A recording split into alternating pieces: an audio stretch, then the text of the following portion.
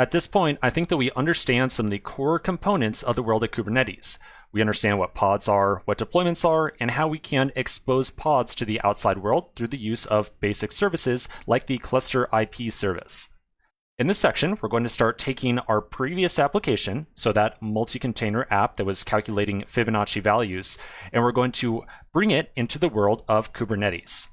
We've kind of already been going down that path with this simple K8s folder, right? We've been setting up our multi-client image a little bit and working around with it, but we're now going to start putting a concerted effort together to take that previous multi-container application we had put together and adopt it into a sort of Kubernetes architecture. Now I've got a diagram that's going to be a high-level overview of the general architecture that we're going to use. So everything that you see here is in a single node. We're going to first develop all this stuff locally. We're going to set up the entire application on our local Kubernetes cluster. After we get this all put together locally, we're then going to deploy it off to a service provider such as AWS or Google Cloud. When we deploy it out there, we will have the option to expand to multiple nodes. So we won't necessarily just be limited to one single virtual machine for all these different objects that we're going to create. But for right now, we're just going to kind of imagine that it's all sitting on one single node. Now this diagram is showing the general overall architecture that we're going to use for us moving our multi-container app into the world of Kubernetes. You'll notice that there are some very familiar pieces in here. So we've got the multi-client set of pods, all being managed by a deployment. We've got the multi-server. Remember, that's the Express API being managed by deployment. And then you'll notice that I've also added in Redis as a pod this time around, and Postgres as a pod this time around as well.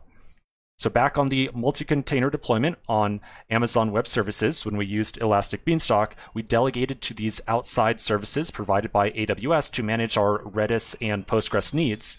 But now that we're moving over to Kubernetes, we're going to put these things together in a production environment ourselves, rather than relying upon some outside service to do it for us. The overall purpose of the app is going to stay the same, so it's still going to be all about calculating some Fibonacci values. I know it's kind of a silly example, but it works and it allows us to have a couple of different services that work together in a nice fashion. Now you will notice that inside this diagram, there are a couple of new terms as well. So for example, on the far left-hand side is something called an ingress service. You'll notice that rather than having the node ports on our deployment for multi-client that we had previously, we now have a cluster IP. And it looks like just about every deployment that we put together, with the exception of the multi-worker right here, has a cluster IP kind of somewhat attached to it. So of course, we're going to talk about what an ingress is and what a cluster IP is as well. The other new piece of terminology that you'll notice inside of here is something called a Postgres PVC. PVC stands for Persistent Volume Claim. And of course, we'll talk about what that means when we get to setting up our Postgres stuff as well. All right, so that's the idea. We're going to take our previous application and we're going to move it into the world of Kubernetes. Now here's the general series of steps that we're going to take. So in a development environment, we're going to first create a config file for every last thing that you just saw in that diagram.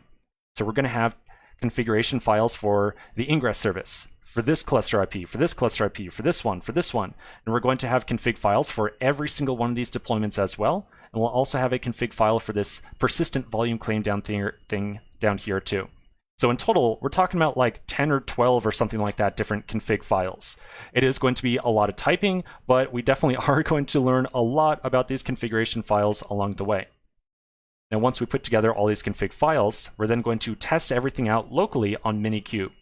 So we're going to make sure that everything works locally first, and we're going to use it as our development environment. We're going to be as kind of as confident as we possibly can that when we eventually push this up to a production environment, everything will work the way we expect. After that, we're going to build a GitHub and Travis deployment flow, very similar to the one we had done previously for both the single container and multi-container applications. But of course, there will be some edits to it to make sure that everything is set up for a Kubernetes deployment as opposed to the rather easy and straightforward Elastic Beanstalk we were doing before. And then, of course, the very last step is to make sure that we can actually deploy this entire thing to a cloud provider like AWS or Google Cloud. And yes, we're going to go through that entire series of steps together and make sure that people can actually visit our application in a meaningful way. All right, so we definitely have our work cut out for us, no two ways about it. So when we come back together in the next section, we're going to flip back over to our complex multi-container project, and we're going to start setting up config files for everything inside of here. So quick break, and I'll see you in just a minute.